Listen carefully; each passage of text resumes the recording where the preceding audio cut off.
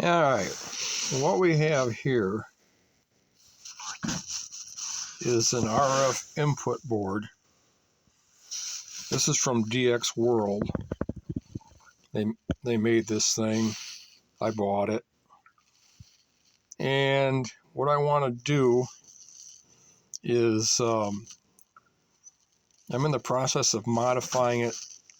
Instead of using an LDmos, we're going to use a Hexfet power transistor, which are good for the low bands. They're good for 160 meters, 75, 80, 40, and they'll work on 20 with less gain.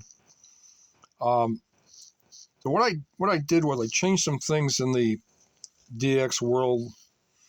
I took out all the Zener diodes they had in there, and I took out their little input, RF input attenuator resistors, took those all out. I put these things in there. They're good for about 100 watts. The one on the left is 100 ohms. The one on the right is a 67 ohm. And I took out their input transformer, which was a 4-to-1 impedance ratio, 2 turns to 1. And I put this one in.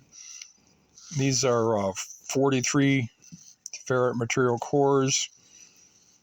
I think I got it from RF Parts, and I've turned it it has 4 turns, which gives it an impedance ratio of 16 to 1 instead of 4 to 1. And I got it hooked up here. Okay, we're planning on putting some IRFP240s in here. They have an input capacitance of around 1300 picofarads. And that's the LDmos have around 400 or 500 picofarad input capacitance. And so let me start this scanner back up. Start up. And we're going to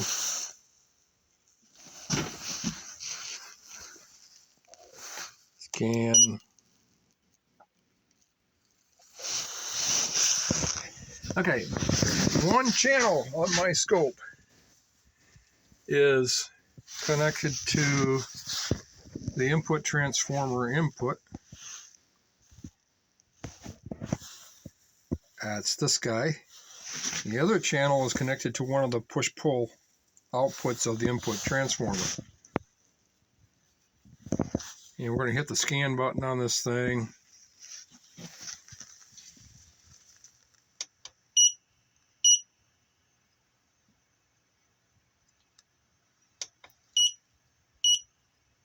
And that's scanning from 9 megacycles to 35. So let's turn that down. Let's adjust that.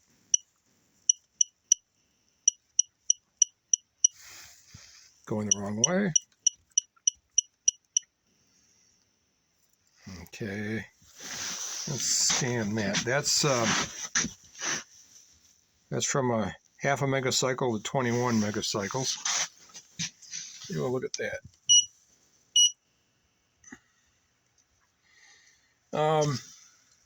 Yeah, the input is set at 50 millivolts per centimeter, and the output is set for 5 millivolts per centimeter. Remember, this has got a 16 to 1 impedance ratio or a 4 to 1 turn ratio, so it should step down the voltage. That's working. I've got a couple of 1200 picofarad capacitors tacked in there temporarily to emulate the input of the gate capacitance of the transistors when they get installed. And anyway, if you're interested in using these Hexfet transistors, They can they have their advantages. They're very cheap and inexpensive. They're actually a little bit more rugged than the LDmos, and but you got to change the input transformer to a certain degree to get a little bit better high frequency response, like at 7 megacycles, 14 megacycles. The 4-to-1 impedance ratio slacks off too much.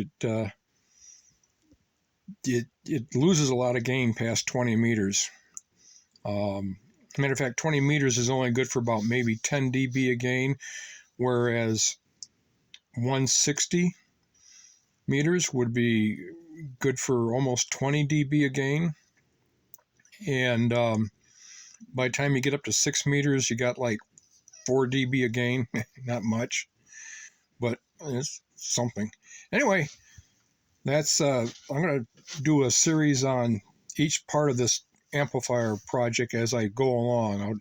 Well, this is the input stage, and then we'll do the transistor stage, and we're going to start with 2 transistors, and hopefully we can, with about 25 volts of power supply, we can probably get, I'm hoping for 150 watts output with a 4-to-1 impedance output transformer.